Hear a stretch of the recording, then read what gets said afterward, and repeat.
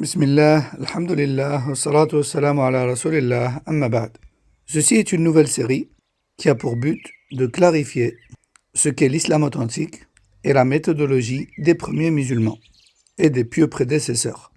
Un ouvrage de Cheikh Dr. l'Ustad Mohammed ibn Omar Bazmoul, hafidahullah, qui est professeur et responsable du prêche islamique à Makkah. Premier chapitre, qu'est-ce que la voie des pieux prédécesseurs?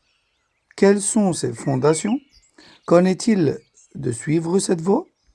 Et quels sont ses mérites? Tout d'abord, lorsque l'on parle de voie, on vise par là as-sabil wa tariq al-wadih, le chemin clair. Et lorsqu'on affilie ce chemin aux pieux prédécesseurs, on vise par là les pieux parmi ceux qui nous ont précédés. Et ce qui est visé ici, c'est bien évidemment tout ce sur quoi était le messager d'Allah sallallahu alayhi wa sallam, ses compagnons radallahu anhum, ainsi que tous ceux qui les ont suivis à la trace. Al-manhaj al-salafi, la voie des pieux prédécesseurs, peut donc être définie comme étant le meilleur chemin et le plus clair, permettant de suivre de la meilleure des manières le prophète sallallahu alayhi wa sallam et ses compagnons. On peut aussi le définir en disant c'est le fait d'emprunter le chemin des compagnons dans leur manière de suivre le prophète sallallahu alayhi wa sallam. On a donc compris que le prophète sallallahu alayhi wa sallam et ses compagnons sont nos pieux prédécesseurs, ou encore nos pieux aïeuls. Et en arabe, on appelle ça as-salaf as-salih, les pieux ancêtres. Et toute personne qui s'affilie à as-salaf as-salih sera surnommé en arabe as-salafi, à ne pas confondre bien sûr avec les mouvances et les sectes égarées qui prennent mensongèrement ce titre et ce nom. Évidemment que toute personne qui se prétend musulmane ne l'est pas forcément, toute personne qui se réclame de la sunna et de la salafiyya ne l'est pas forcément, de la même manière que toute personne qui s'affilie à quoi que ce soit de religieux ou de mondain ne l'est pas forcément.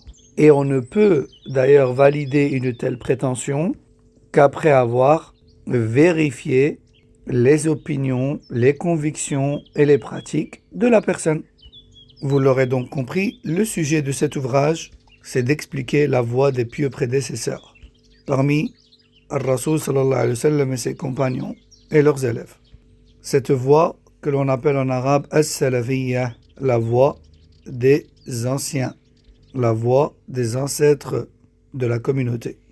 Et ce terme qui est as-salafi, on le trouve dans énormément d'ouvrages et d'écrits d'anciens imams. Ce n'est pas un mot nouveau. Les adeptes de la voie des pieux prédécesseurs sont également surnommés Ahlul Hadith, les adeptes des textes, car effectivement, on ne peut être parfaitement suiveur des premiers qu'en étant un spécialiste et un adepte et un attaché de près aux textes rapportés des premiers. Ils sont également surnommés les gens de la sunna et du groupe, ou encore as-salafiyoun, les salafis, ou encore atba'us salaf, les suiveurs des salafs. Allah dit dans le Coran, ce qui a pour sens, quiconque désobéit au messager après que la guidée lui ait été clarifiée et qui suit en cette guidée autre que la voie des croyants premiers, nous le laisserons avec les alliés qu'il aura choisis, puis nous lui ferons subir l'enfer et quel mauvais devenir. Et les croyants premiers cités dans ce verset sont tout d'abord les compagnons du prophète sallallahu alayhi wa sallam, et le fait de sortir de leur voie, de leurs croyances, de leur compréhension, de leurs pratiques, de leurs opinions, et en particulier ce sur quoi ils étaient tous d'accord, c'est une manière de suivre autre que leur voie. Et cela mène en enfer, qu'Allah nous en préserve. Le prophète sallallahu alayhi wa sallam a dit « Accrochez-vous à ma sunna, mes enseignements, et celle de mes califes bien guidés après moi. » Il a également dit « Lorsque surviendra la division, le déchirement et la grande divergence dans ma communauté, revenez vers mes enseignements, revenez vers ma sunna, L'imam Abu Hatim ibn Hibban rahimahullah a dit « Ce hadith nous donne la solution lors de divergences au sein de la communauté. Il faut s'accrocher aux enseignements du prophète sallallahu alayhi wa sallam et ne pas les délaisser pour les opinions de X ou Y parmi les groupes. Et quiconque fait cela, alors il sera parmi les personnes sauvées au al-Qiyamah et qu'Allah nous mette parmi eux. » Fin de citation. D'après Thawban, le prophète sallallahu alayhi wa sallam a dit « Il restera toujours un groupe minoritaire parmi ma communauté, existant, accroché à la vérité, et ce jusqu'à la fin des temps. Et ni ceux qui cherchent à leur nuire de l'intérieur de la communauté, ni de l'extérieur, n'y parviendront, et ce jusqu'à la fin des temps. » Rapporté par Ibn Hibban. Et Tirmidhi, rahimahullah, dit avoir entendu Mohammed ibn Ismaïl dire qu'il a entendu Ali ibn al-Madini dire que le groupe minoritaire cité dans ce hadith sont les adeptes des textes et du hadith. Et Muawiyah ibn Abi Sufyan a dit le prophète sallallahu alayhi wa sallam nous a dit dans un discours les gens du livre avant vous se sont déjà divisés en 72 mouvances et cette communauté quant à elle se divisera en 73 mouvances. 72 d'entre elles méritera l'enfer et une seule méritera le paradis sans risque de passage en enfer lié aux innovations religieuses.